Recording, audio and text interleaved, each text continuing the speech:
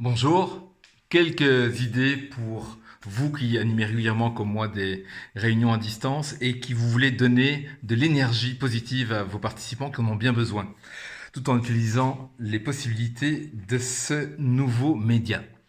Vous pouvez bien sûr commencer vos réunions en demandant comment va chacun, la météo. Et pourquoi pas, surtout s'ils sont beaucoup, leur permettre de répondre avec un dessin qui vaut de longs discours ou leur permettre de se situer sur une échelle de je vais vraiment pas terrible, ah bon ça va, bon coup-ci coup-ça, ou bien je suis en pleine forme et on atteint les étoiles. Vous pouvez aussi, s'il s'agit de se situer sur une échelle, leur demander de dire, bah, par exemple, si je suis en super forme, voilà, je mets tout près de la caméra. Si ça va moyen, bah, je me situe au milieu. Et si franchement c'est pas terrible, bah, là je m'éloigne carrément et je deviens tout petit, ce qui, sur l'effet mosaïque de Zoom par exemple, permet de voir très rapidement où chacun se situe. De même que si vous posez une question où il y a une réponse oui ou non, eh bien, les gens peuvent rester à l'écran si la réponse est oui, ou disparaître si la réponse est non. On voit tout de suite les forces en présente.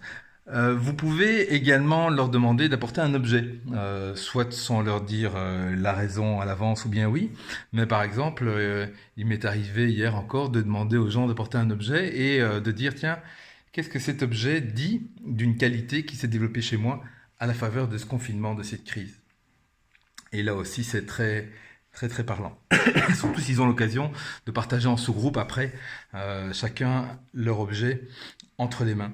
Vous pouvez également faire des pauses régulières. Je le fais toutes les 50 minutes avec une pause de 10 minutes, mais à la reprise pour redonner de l'énergie. Je fais ce qu'on appelle des energizers et quelque chose de très simple, c'est de demander à chacun, s'ils ne sont pas trop nombreux, de mimer leur sport favori. Et bien sûr, les autres doivent deviner de quoi il s'agit, ou de faire ce petit jeu visuel très simple qui consiste à s'éloigner quelque peu de l'écran et à tendre les mains de sorte à toucher les extrémités de l'image.